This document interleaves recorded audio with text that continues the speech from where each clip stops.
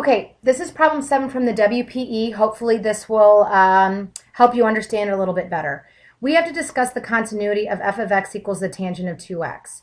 So if I think of my unit circle, the tangent in general, just the regular tangent of x, is continuous for all values except for where your sine of x over cosine of x, or where your y-coordinate over your x-coordinate is undefined.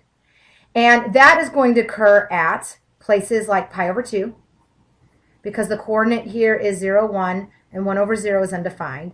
And it's going to occur here at negative pi over 2 or 3 pi over 2, however you want to think about that, because at 0, negative 1, it's also undefined. And if you think about when we graphed the regular tangent of x, you might recall that we would pick points that were from negative pi over 2, then we would pick negative pi over 4, 0, pi over 4, and then pi over 2. And these are the places where you had your asymptotes because they were undefined. But this question wants to know where the tangent of 2x, where we have asymptotes at. Well, remember that this is occurring on the inside, and so this is going to affect the angles. And instead of multiplying them each by 2, you would divide each of them by 2. So instead of your asymptotes occurring at negative pi over 2 and at pi over 2, when I take negative pi over 2 divided by 2, they're going to occur at negative pi over 4 and at pi over 4.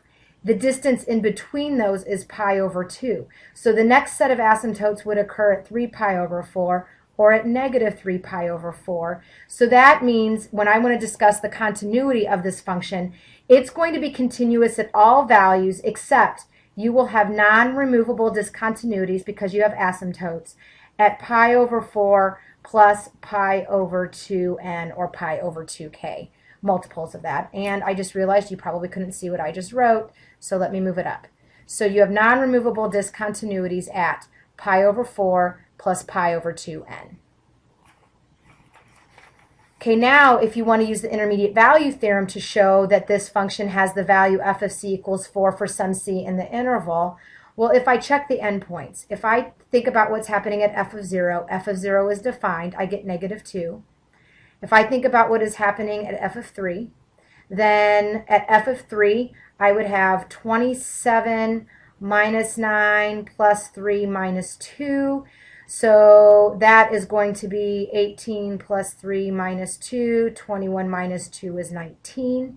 So I know that this is a polynomial. So according to the intermediate value theorem, I know that this graph is continuous from 0 to 3, where at 0 I'm at negative 2, at 3 I'm at 19, and if I am continuous, okay, then there is some value of 4